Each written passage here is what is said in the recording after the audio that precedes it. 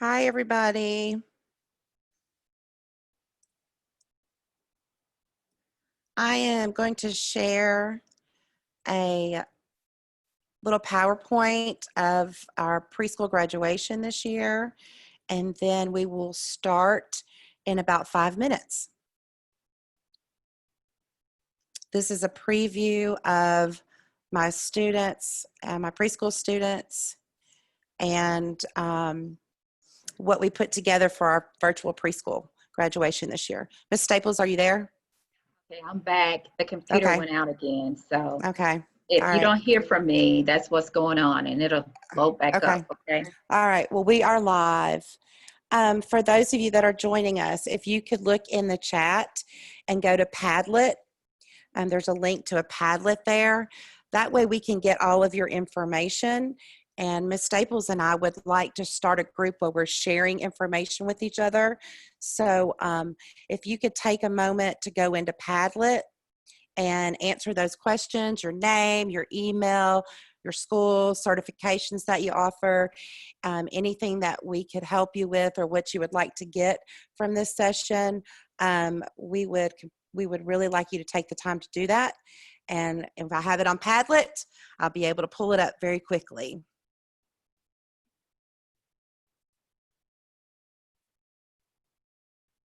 Again, this is just a PowerPoint that we showed at our virtual preschool graduation this year. These are some of the preschoolers and high school students in my class at Bolton High School in Memphis, Tennessee.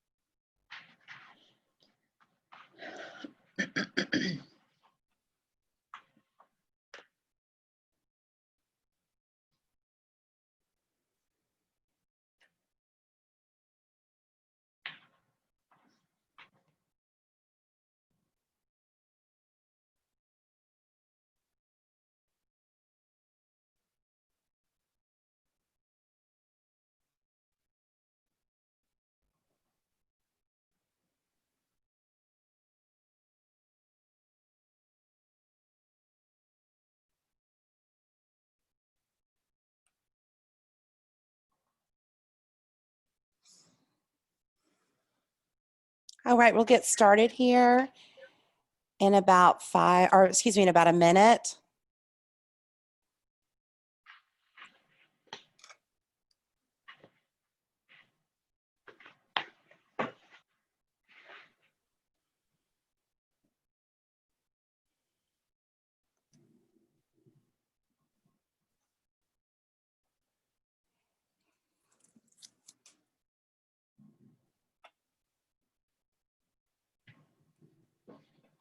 All right, it is now 1:30. We are very happy to see you today, or or at least you can see us. We can't necessarily see you, but we are very happy to be here and share with you today our experiences with certifications in the ECEC classroom, who, what, when, where, and how. My name is Paige Hassel. I am an ECEC teacher at Bolton High School in the Shelby County School Systems in Memphis, Tennessee, and I am co-presenting today with the wonderful Miss Staples. I'll let her introduce herself. Thank you, Paige. Hi, everyone. My name is Elizabeth Staples, and I teach early childhood education careers at Germantown High School. And thank you all so much for joining us today. We are glad that you are here. Yes. So we're gonna walk you through some of the processes that we went through to get our children, our students credentialed and ready for post-secondary careers or post-secondary education. I wanted to take a minute and share with you my experience because COVID kind of put a stop to everything during the middle of the school year. And my March 12th was our last day, and my high school students reached out to me and said, please, we've got to figure out some way to meet with our children because they form bonds and get attached to them. So we got together and we continued to have preschool, but we did it virtually. So these are just a few of the pictures from our virtual preschool. We actually had a virtual preschool graduation as well. The Saturday before graduation, I delivered gowns and awards and little trinkets to our preschool friends, but we were socially distant when I delivered them, but it was just a wonderful experience, and it really kept myself and my students going during this time of craziness, this quote new normal that we're living in right now. So when I would do preschool with them, we wouldn't last more than 45 minutes. We would have circle time, sing songs, do finger plays. We would take virtual field trips. We did science experiments. We did all kinds of awesome, amazing things. And the parents were unbelievably just so appreciative. And it was just such a special time. And it really got me out of bed and kept me going during that time. So I just wanted to share a couple of those screenshots with you. All right, as I mentioned before, there is a link in the chat to a Padlet. We would love for you to share your name, your email, your subject area, the school that you are at, the certifications that are offered in your classroom, and what you want to get out of this session. And later, Ms. Staples and I will go back and we will check that Padlet so we can kind of start a little group of our own and we can collaborate with each other so we can all be successful on this journey of certification. All right, I'm not really going to go over the norms. I'm currently working in a program called Employ in Memphis online, and I have to go through the norms every day to remind my high school students, but I'm sure all of you will be engaged and we will respect each other.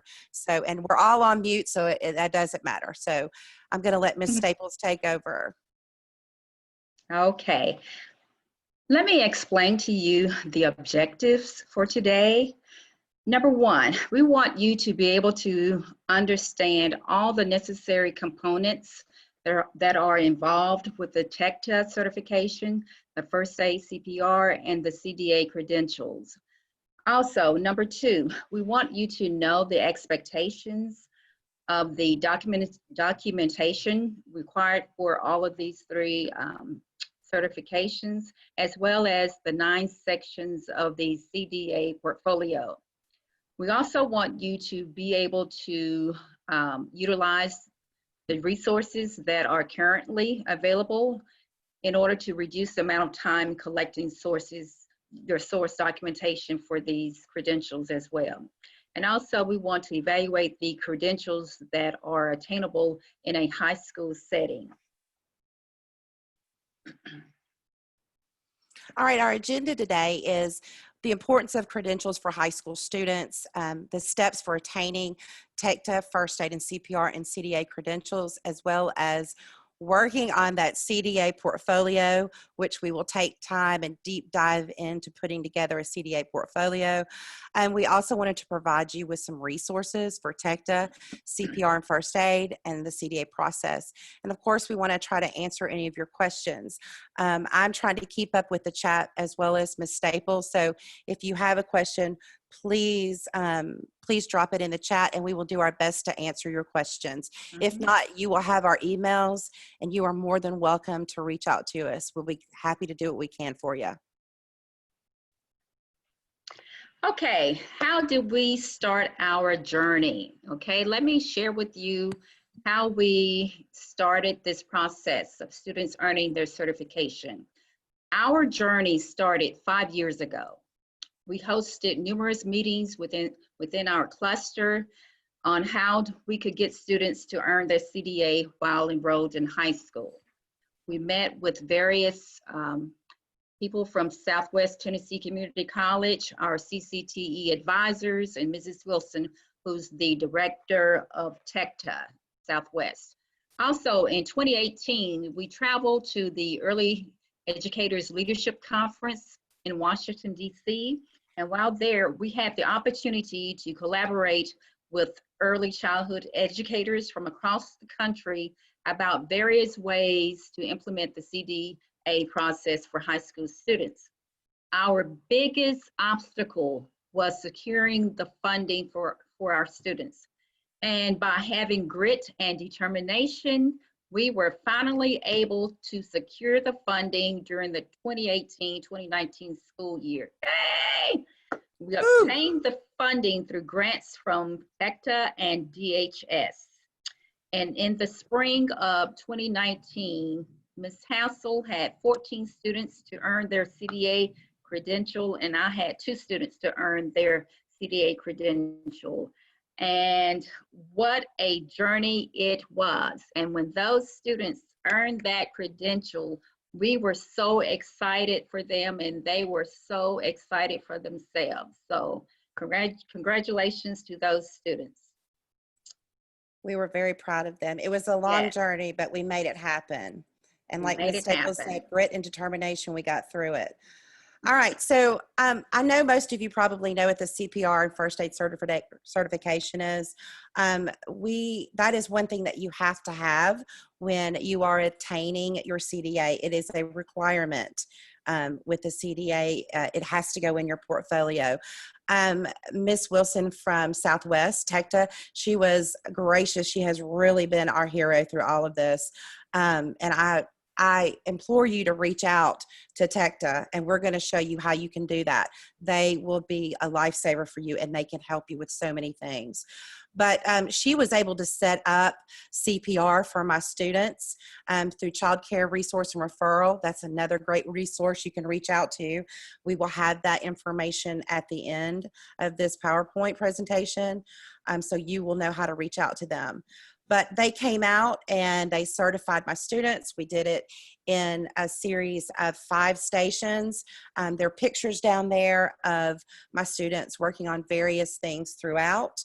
And then when it was all said and done, they were all certified and ready to move on with the CDA process. Ms. Staples and I suggest highly when you go to do CPR certification for your students that you make sure that those CPR cards get to you.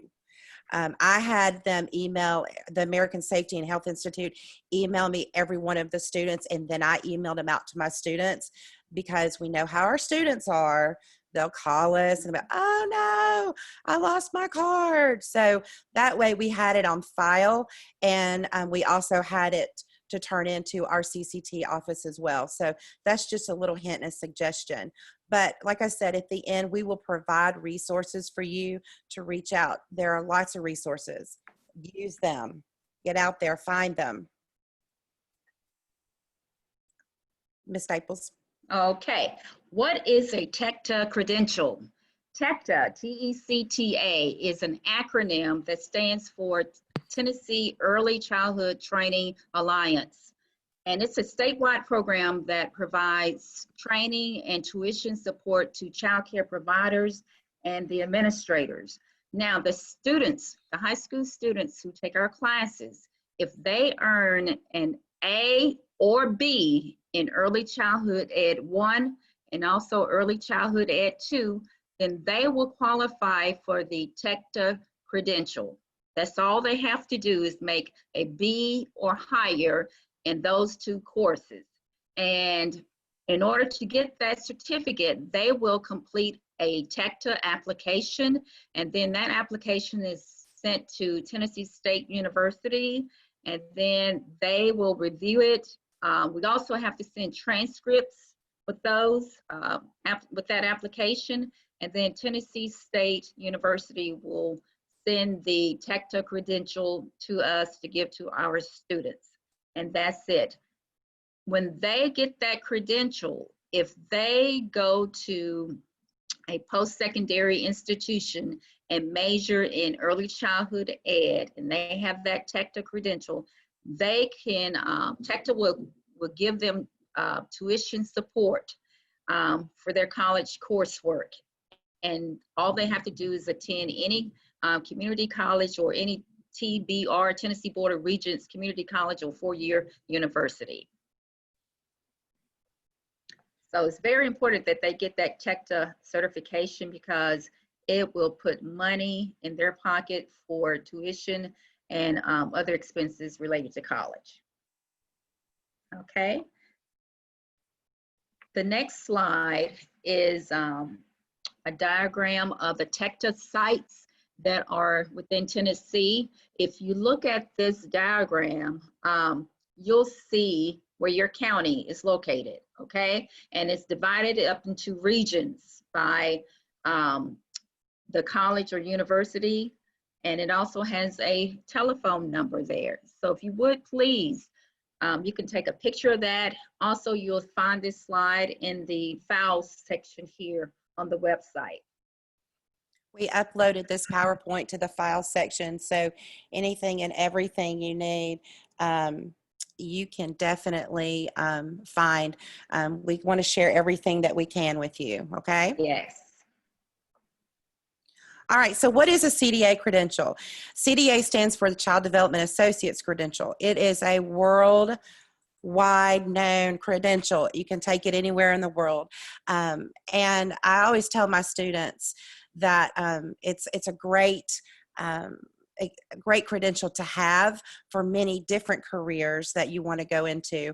It shows that you have experience and you know practices of early childhood development, ways of improving physical, emotional, social, and intellectual development for young children. You know, it's a great process that they go through.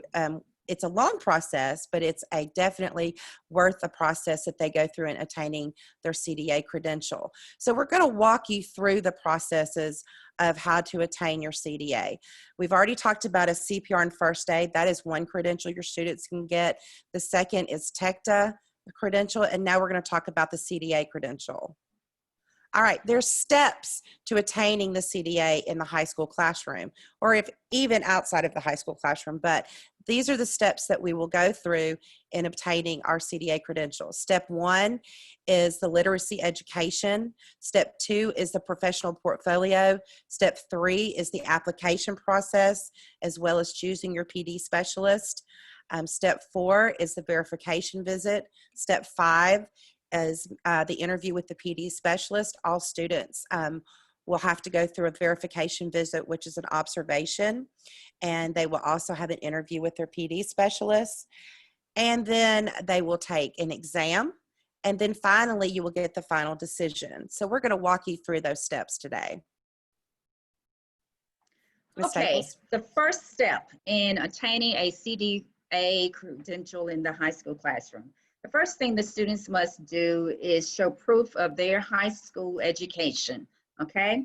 Number 2, they must have 120 clock hours of professional development or classes in early childhood.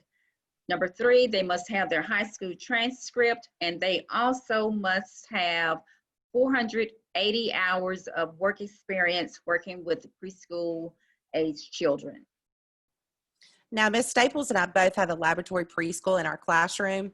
If you don't have that in your classroom, you can set up some type of program through local childcare, early childhood facilities, or contact TECTA and find out if they can provide resources where your students can go and get those clock hours. Okay, the next step is step 2, the CDA portfolio. This is the biggie here. Within your portfolio, within the portfolio that the students have, it has 2 parts to it. It has a resource container section, and it also has 6 competency statements. So you have the resource collections area in the portfolio, and then the 6 competency statements. Now, we like for our students to have a 3-ring binder, okay, and with sheet protectors. And on the outside of that binder is their cover sheet, okay? And then when you open their binder, the first thing you're gonna see is a cover sheet that says your CDA Professional Portfolio cover sheet, okay? Now, that cover sheet is going to have, it's set up like a checklist, and it's gonna have tabs 1 through tab 9. Each one of those tabs will have the information that's required to be within that portfolio. For example, tab 1 is the CDA education cover sheet, okay? And in that section, you're gonna have the transcripts, certificates, or any other official documentation dealing with early childhood. Tab 2 will have the family questionnaires. Tab 3 will have the reflective competency statement number 1. Remember, they're going to have 6 competency statements, and the first one starts with tab number 3. And we're going to talk about each one of these tabs in detail. Tab 4 has the competency statement 2. Tab 5 has competency statement number 3, and then you can see what 6, 7, 8, 9 has. 9 ends with the professional philosophy statement, okay? Now we're going to talk about what each one of these tabs requires in more depth, okay? Sorry, I'm answering a question. I'm answering a question in the That's chat fine. real quick. All right. It was an interesting question about how it's going to happen this year with COVID and everything with getting the hours. And that's something we're going to be meeting on. And as soon as we know and figure out something, we want to share it with you all. Okay. So in tabs 1 and 2 of your CDA portfolio, these are the forms that must be included. Ms. Staples, do you have your green book with you? Yes, I do. Will you hold it up? Okay. Can you see this?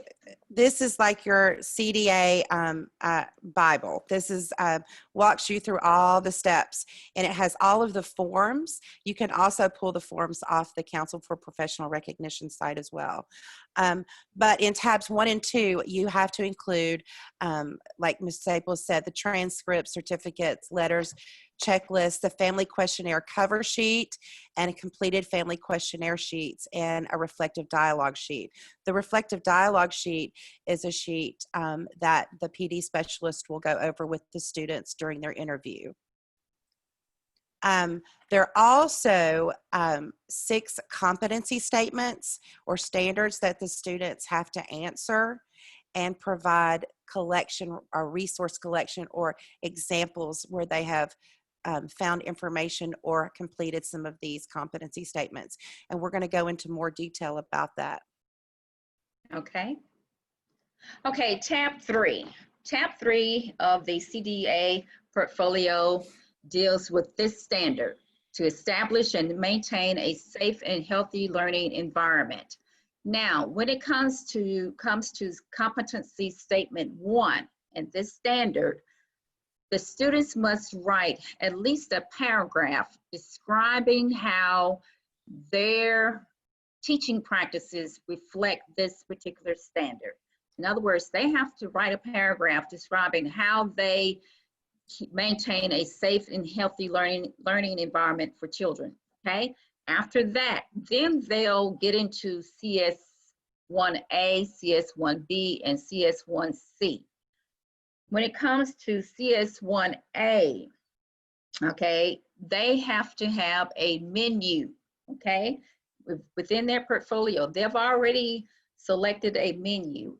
And for this competency statement, they will write a paragraph describing how their menu that they chose meets the nutritional needs for children, okay? And they'll talk about the strengths and weaknesses of the menu.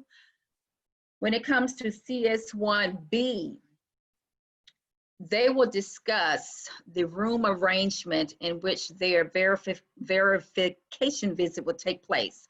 They'll talk about how the arrangement of the furniture will help the children grow and develop. They'll talk about any weaknesses or strengths as far as the room arrangement is concerned, okay? Also, CS1C, the weekly plan that they chose, they will write a paragraph explaining or describing how that weekly plan meets the developmental needs of children. Now, Ms. Hassel, well, go ahead, Paige. I was going to say, in your files resource that we uploaded, we created a template. So we hand out the template to our students, and it says Competency Statement 1, and then it has to establish and maintain a safe and healthy learning environment. And you'll see some of those as we're going through the rest of the PowerPoint. But we included all of those templates, so it makes it a little easier for you as well as for the student when they're doing the different competency statements. Okay. Now Paige is going to discuss the resource collections for CS1. Okay, so with every competency statement that your students will put in their CDA portfolio, they have what's called a resource collection. And this is a collection showing their competency in that area, but it's also, this CDA portfolio is a book that they can refer back to when they start in an early childhood classroom. So in resource collection 1, they do have to provide a copy of their infant CPR and first aid. They also have to provide a weekly menu. Now for Ms. Staples and I, obviously we don't have a full-time program and we're not serving breakfast and lunch, but they are welcome to upload or find a calendar, or excuse me, find a menu online, or I just put up the snack calendar that we had for our classroom. And then they have to provide a weekly plan of what they're doing for the week. It could be one that they've created or one that they found online. So that is part of the resource collections for CS1, resource collections, CS1. All right, tab 4 is for the CDA Portfolio Competency Statement number 2 to advance physical and intellectual competency. And in this part of their notebook, they are going to complete a competency statement number 2. If you can see on the bottom, I have the template, and it tells what each paragraph is supposed to be about and what that competency statement is. Now, in this part of the tab, on tab 4, the resource collection, they have to actually create lesson plans for all 9 of these areas. Again, they can create lesson plans or they can find some online, but they must explain why the activity is developmentally appropriate for that age group. So not only do they have to find the lesson plans, but they have to explain why that would be developmentally appropriate for the age group that they're working with.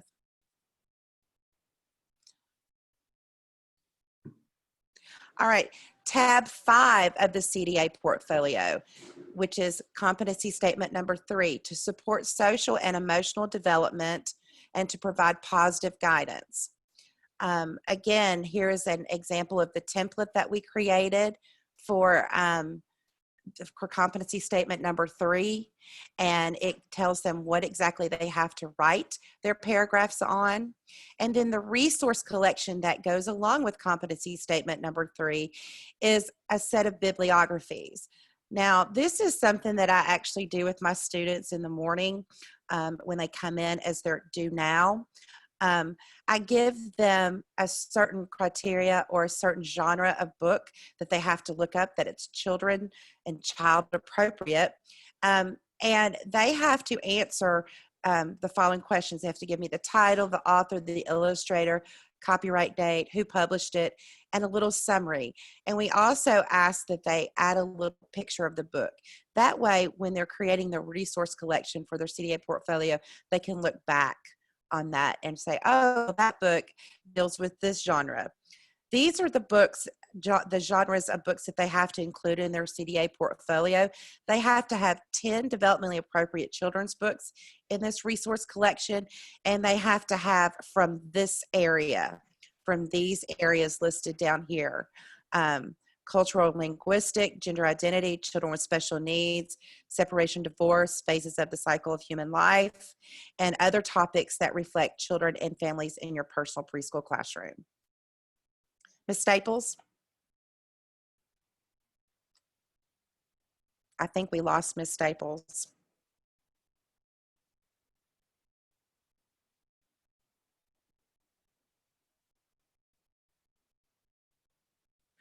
All right. Tab 6 in your CDA portfolio is competency statement number 4, to establish positive and productive relationships with families. Again, here's an example of the template. And are you able to hear me? Can someone type in the chat if they can hear me? Because I know we lost Ms. Staples. Okay, thank you, Ms. Wilson. She's been having problems with her Wi-Fi. She's got bad storms in her part of town. And tab 6 of the CDA portfolio, again, is competency statement number 4, to establish positive and productive relationships with families. Again, we provide you with a template so your students can answer those questions that are required in competency statement 4. And then your resource collection is the name and number of the local agency that provides family counseling. Also resource collection number 4, number 2, name and contact number for local translation services, as well as sign language. And 3, resource collection 4.3 is the contact number and information and description of at least 2 agencies that provide services for special needs. And then the last part of the resource collection are websites that provide current information to help families learn about child development. And the students have to provide articles that relate to child guidance, and they must include a short summary of each article. Ms. Staples, are you back?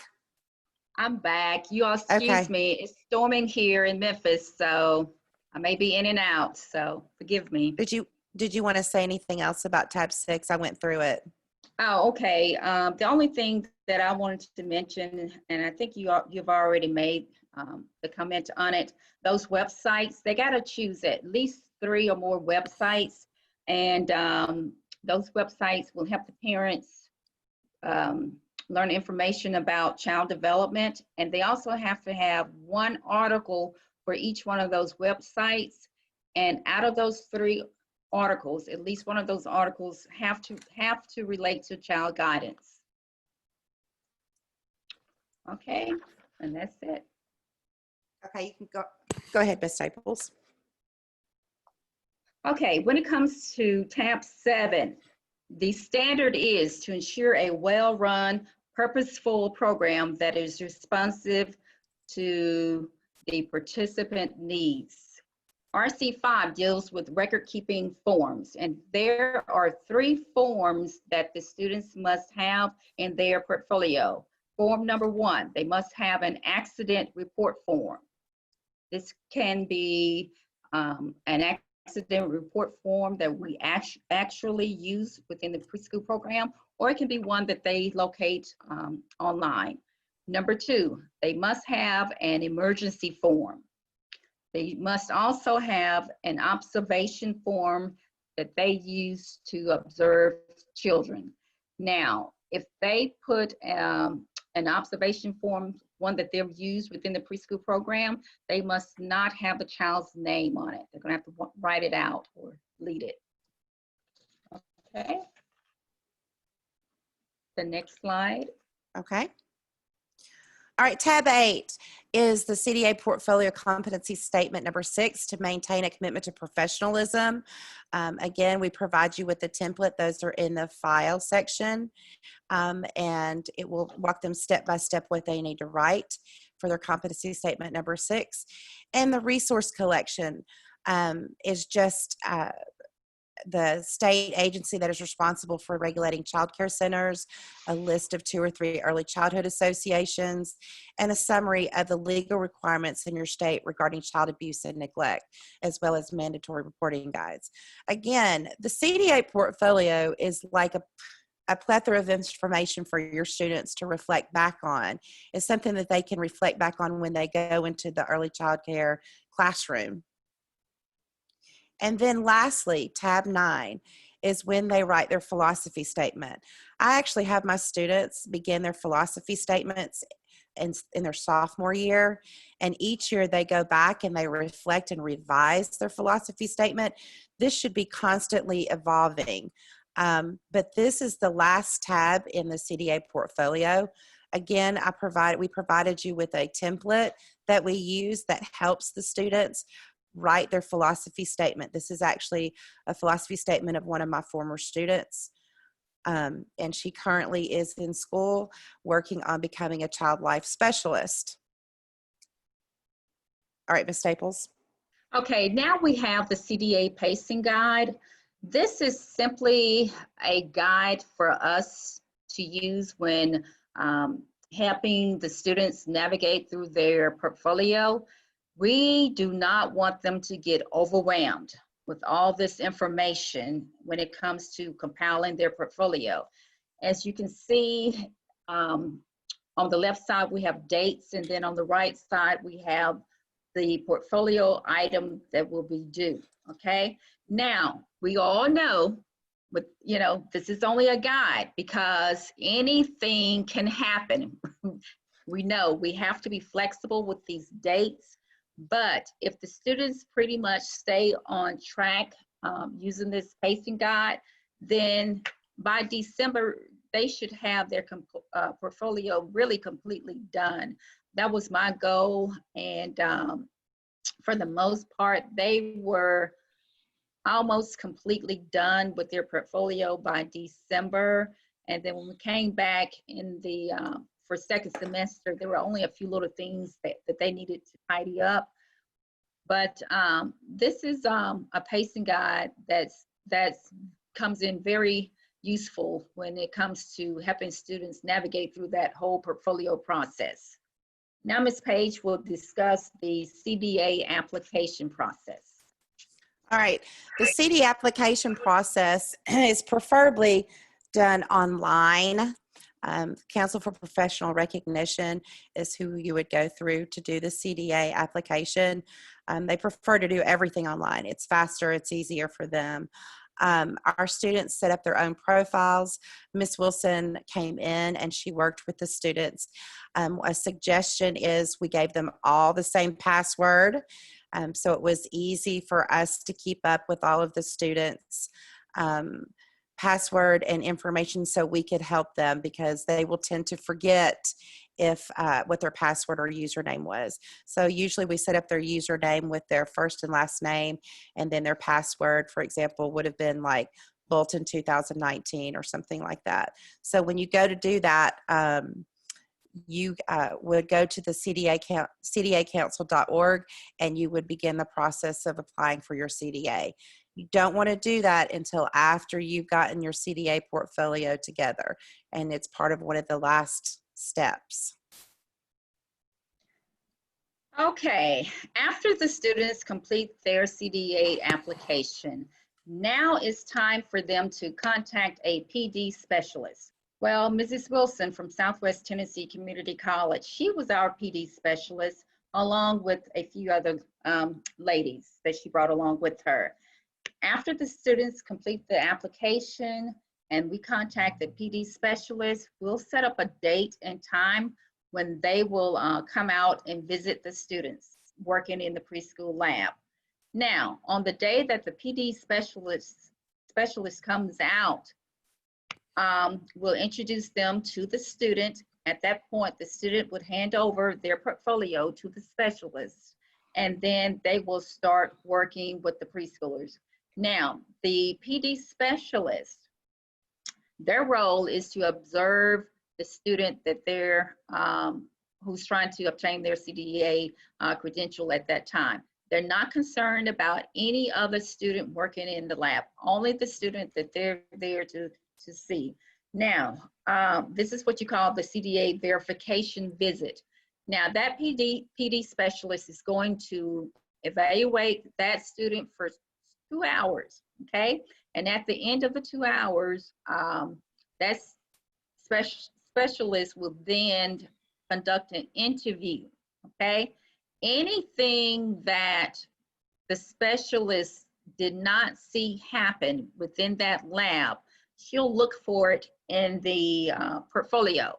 And if she doesn't see it within the portfolio, she'll verbally ask the student about it, and maybe they'll get their response then.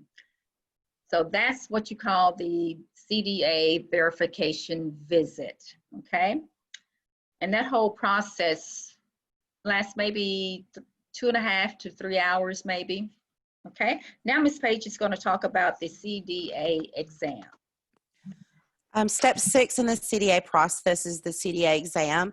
Once the student has gone through the verification visit and the PD specialist interview, you will set up the exam. It is taken at Pearson VUE. Now, this has been one of the things that Ms. Staples and I have worked pretty diligently on and tried to get the Council for Professional Recognition to allow us to have our students take the exams in the classroom.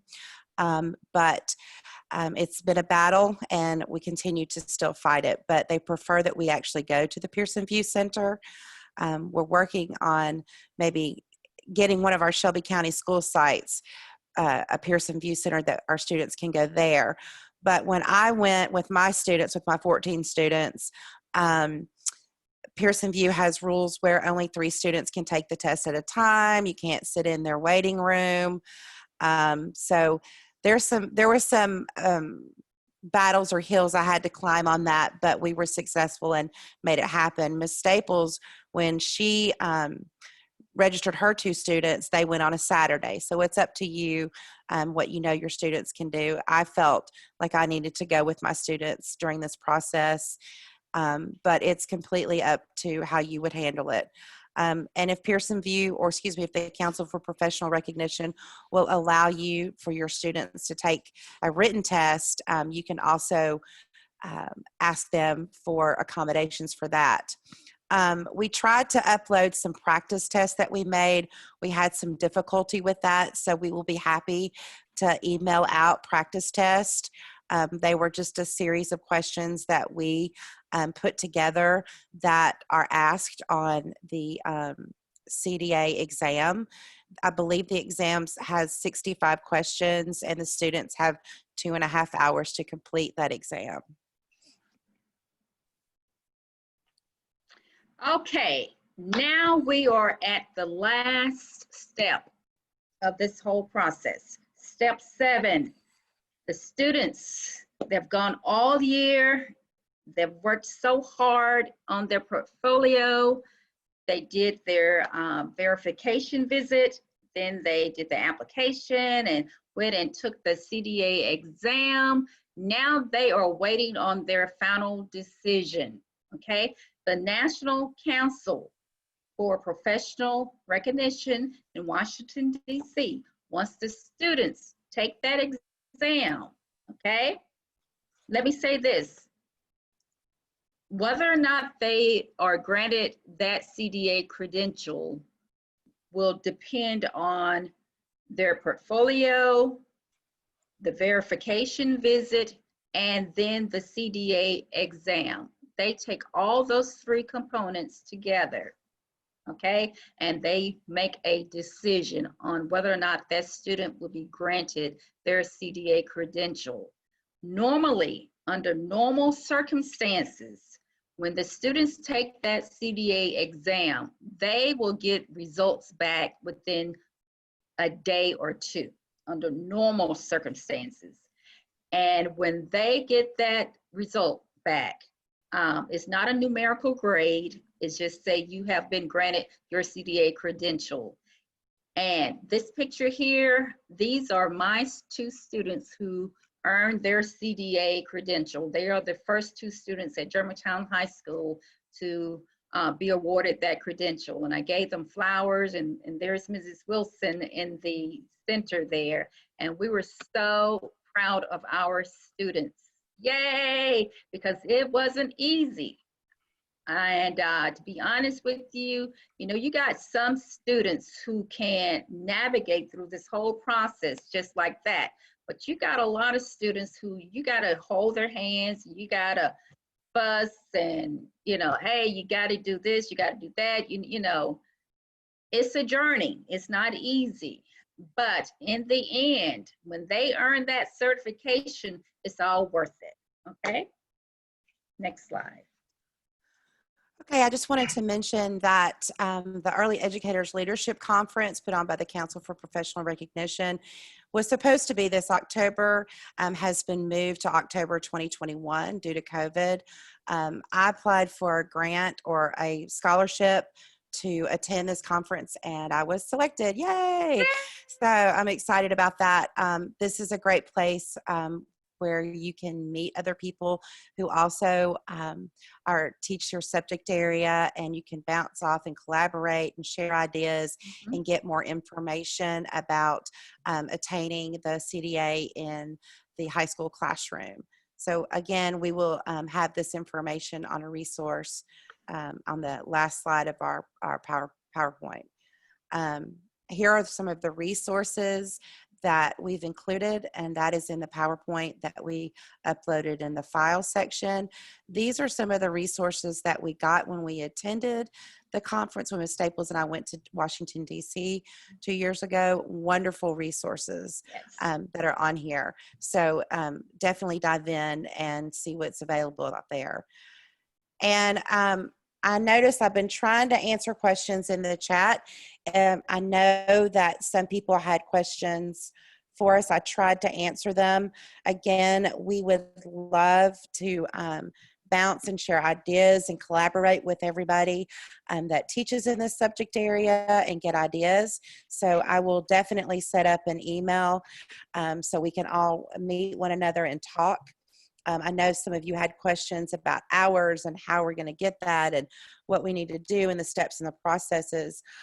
Tomorrow, Miss Wilson, Elizabeth Wilson, has a session, I believe it's at 9:30, and she will be glad to share more information, as well as I believe she has an informational session as well, where you can talk to her and answer any questions that you might have.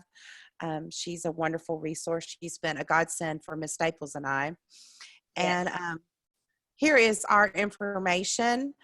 Please do not hesitate to reach out to us. We would absolutely love to hear from you, love to share with you and help you.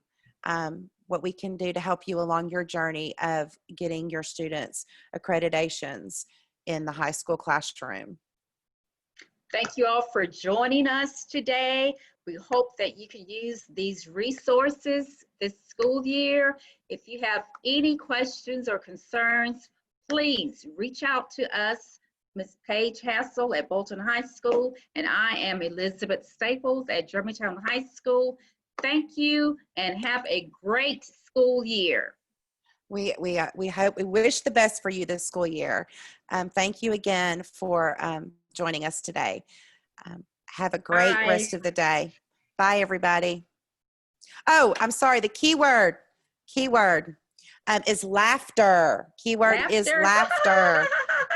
Laughter. I can't believe I almost forgot that. Somebody raised their hand. I saw a hand raised, but I can't get to it. Laughter. is your Turner keyword Eccles today. raised her hand.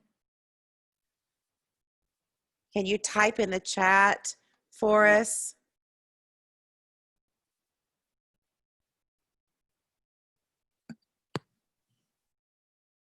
Kevin, there's the keyword laughter. Amber, you got the keyword. I'm so sorry. I know it's a lot to process and go through, but that we tried to break it down as best that we could to make it understandable. I know one of the teachers had a question about hours. We want to email you. We want to reach out to you. And I know that Ms. Wilson said she would also help you. All right, everybody have a wonderful day. Laughter is your keyword. Laughter is the medicine for everything. Yay! Yay. Thanks, everybody. Goodbye. Stay Bye. safe. Okay. I'm going to call you. Okay. Okay. Stay safe, Ms. Paige. You too.